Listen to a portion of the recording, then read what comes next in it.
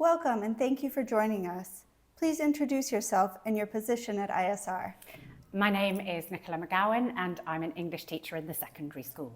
And how long have you been a member of the ISR family?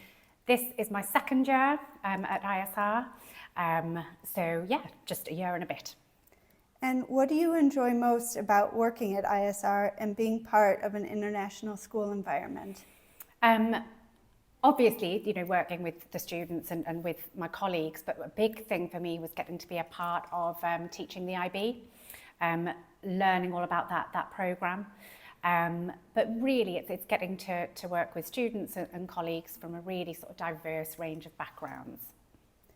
And how do you feel ISR's multicultural student body enriches discussions and learning in your classroom? Mm-hmm. It's a really good question, and of course it's really, really important to teaching English, where interpretation and perspective is such a big part of things, and having that multicultural student body allows us to have really kind of a range of diverse interpretations, different perspectives on all kinds of global issues. And I think the more ideas we hear in the classroom, the more students are able to really develop their own personal approach to things rather than just what I'm telling them. And as a grade 11 homeroom teacher, how do you support your students in their preparations for the IB examinations in grade 12? Yeah, well, there's no doubt about it. It's a very emotionally demanding time, and not just that, it's demanding in terms of time management and staying on top of things. I was lucky enough to be a grade 12 homeroom teacher last year, so I hopefully know where these grade 11 students are going.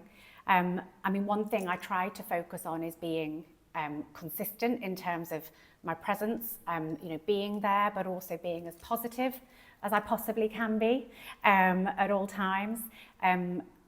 We have one-to-one sessions, we have kind of check-in sessions, and it's very much about kind of encouraging openness with the students, making sure that any concerns they have are shared, and then being able to sort of strategize with them and support them in that way. And what strategies do you use to help students develop strong critical thinking and communication skills in English? Again, these are skills that are absolutely vital to success in the English classroom.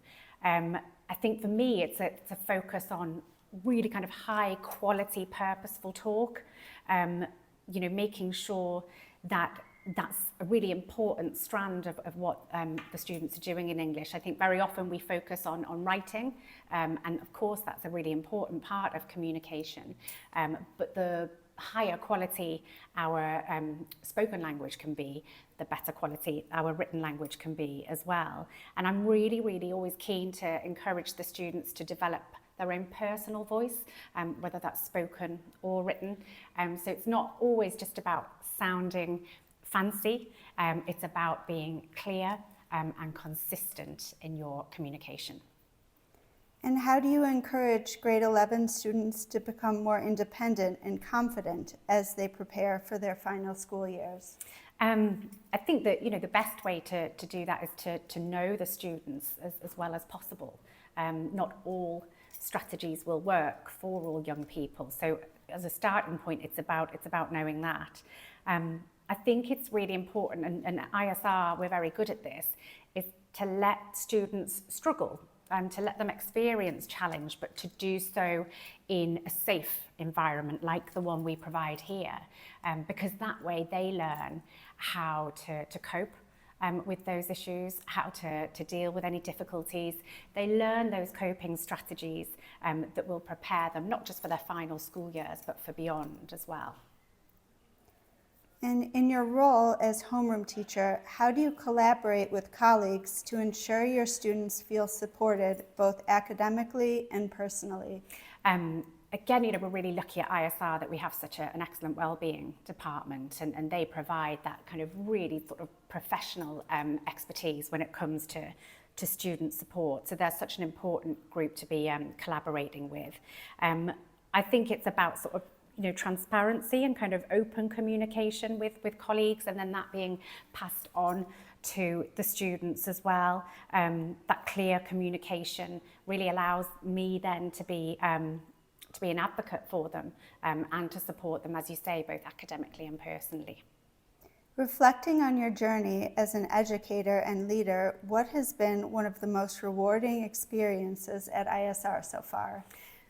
This one's a really tricky question because I think for me, it's more lots of little experiences that kind of result in an overall rewarding experience. For me, it's about those kind of individual moments of personal excellence for students, and that can vary depending on the young person. So it could be, developing confidence in spoken skills. It could be improving an aspect of English, such as, spelling or using a range of sentences. It could be responding to feedback and seeing the kind of improvement that makes. But whatever it is, it's about, like I say, that kind of individual personal excellence for each young person. The most rewarding thing is working with some exceptional students. And for me, in the English department as well, working with incredibly sort of supportive and collaborative colleagues, that's been very, very rewarding for me.